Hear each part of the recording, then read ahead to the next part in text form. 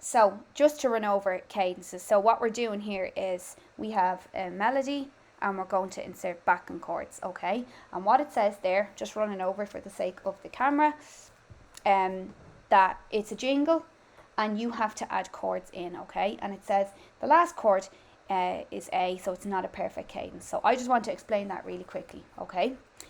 This particular piece has 2 sharps, okay?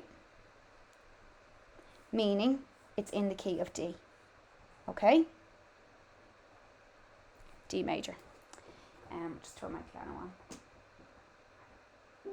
Okay, and in the key of D, I'll just make this a bit bigger.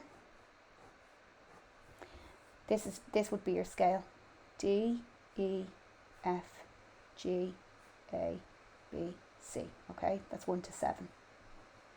Okay, this would be like if they're chords, chord 1, 2, 3, 4, 5, 6, 7. Okay, now what a cadence is how a musical sentence sounds at the end of the sentence. Okay, so it's like when you're talking and you add tone to your voice. Okay, and there's 4 different types of cadences, so there's 4 different ways of ending a musical sentence. Okay, and they're all based on chords. So one way is to have chord 5, as in Roman numerals, to 1. Okay, and that's called a perfect cadence. Okay, and that sounds finished. And what that means is in D, I play the 5th chord. I'll let you hear it now. And then the 1st chord. So the 5th chord, and that sounds finished, okay? In D, those chords would be, so 1, 2, 3, 4, 5, that note is A. That would be chord A to chord D. Okay? Another type of cadence there is a plagal cadence, and that's 4 to 1, okay? Plagal cadence. This will all make sense in a minute, don't worry. And that sounds like this. Play that again. So it also sounds finished, but it kind of sounds a bit religious, okay? In the key of D, those chords would be 1, 2, 3, 4. It'd be chord G to 1, which is D. Because 1 is D because we're in D, okay?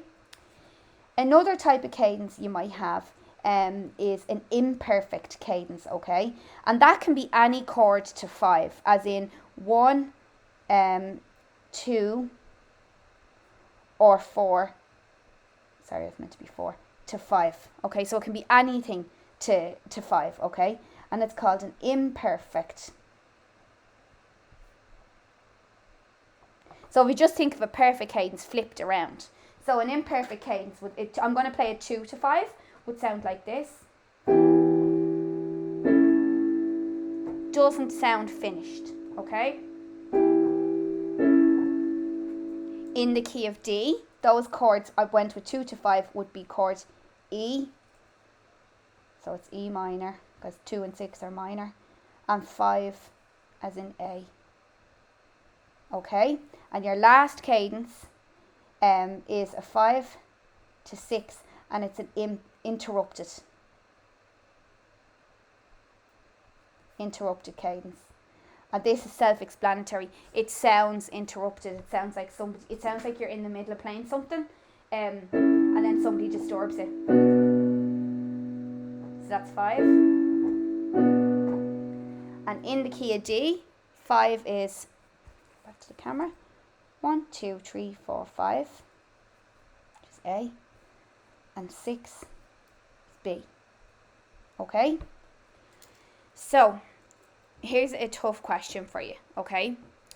Looking at the piece of music that you were given, the last chord is A, you're in D, so this example is in the same key, okay? Your last chord is A. Which one of those cadences do you think is at the end of that? So think logically. That chord is A. You're in the key of D.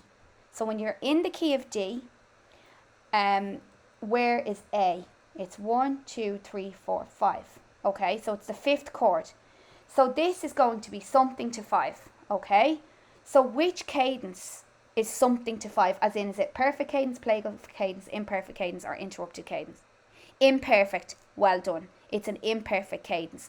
So it's up to us now to figure out the chord before the last one, but that's fine because we're going to do that. We're going to go through all of that. Okay, so that's the cadences. I'm just going to stop the recording so that we can talk about the chords.